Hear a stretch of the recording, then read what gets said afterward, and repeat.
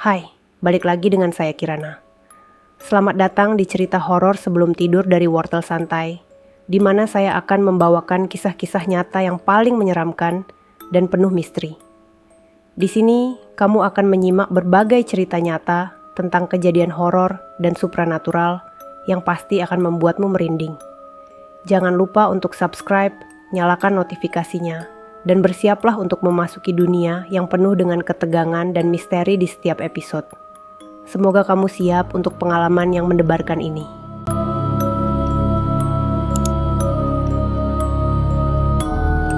Anak kecil sendirian di tengah malam. Sosok anak kecil itu berdiri mematung beberapa meter di hadapanku. Tak jauh jaraknya, mungkin hanya sekitar 3 meter. Menjadikanku cukup jelas melihat detail yang ada pada dirinya.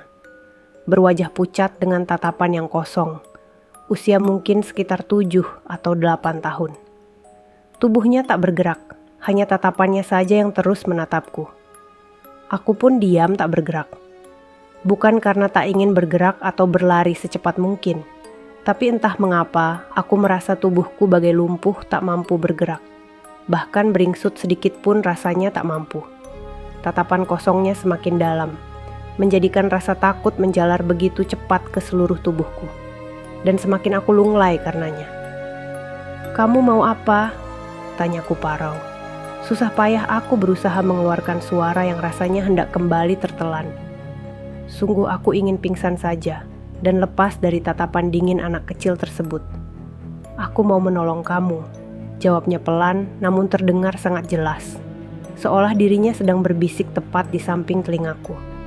Sumpah, aku benar-benar ingin lari kencang, menjauh dari sosok menyeramkan tersebut.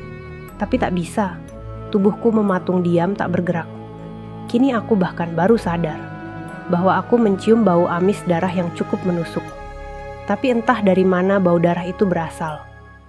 "Pingsankan aku ya Tuhan." "Aku kenapa?" tanyaku lagi. Ia tak menjawab, tetapi perlahan aku melihat kakinya mulai bergerak. Melangkah mendekat. Aku mengutuk diriku sendiri. Menyesal mengapa bertanya yang menjadikan sosok itu malah mendekati diriku. Tak kuasa, aku menahan diri untuk tidak gemetar.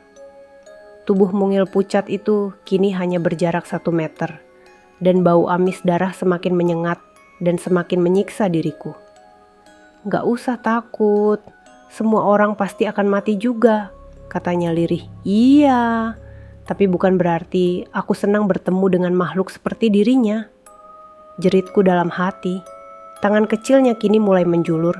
Ia hendak menyentuhku. "Ya Tuhan, jadikan aku pingsan." Tangannya akhirnya menyentuhku. Tapi sesuatu yang mengerikan terjadi. Aku tak merasakan sentuhannya. Tangannya tembus melewati tubuhku. Ia benar-benar makhluk halus. Aku bergidik ngeri.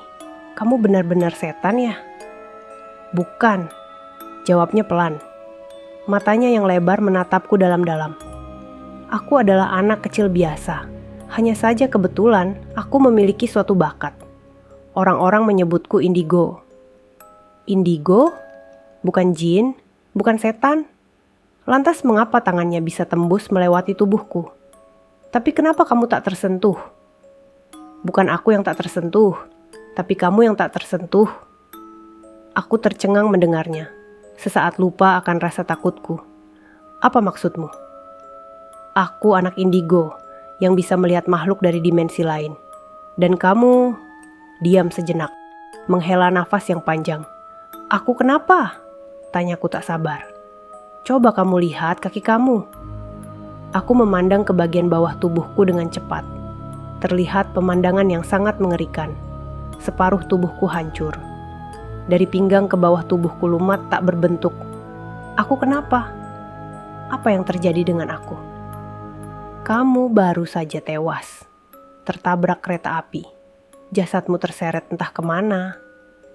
Jawab anak kecil itu sedih. "Tapi paling tidak, aku bisa menolong kamu untuk menyampaikan pesan-pesan terakhir kamu. Beritahu saya apa yang mau kamu sampaikan pada anak kamu, pada istri kamu, pada orang tua kamu. Cepat beritahu saya, sebelum kamu dibawa dan benar-benar pindah ke alam lain."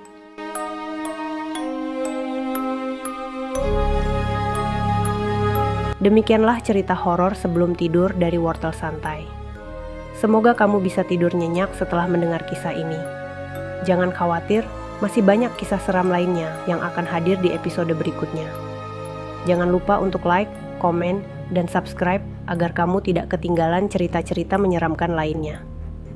Saya, Kirana, pamit dulu. Wassalamualaikum.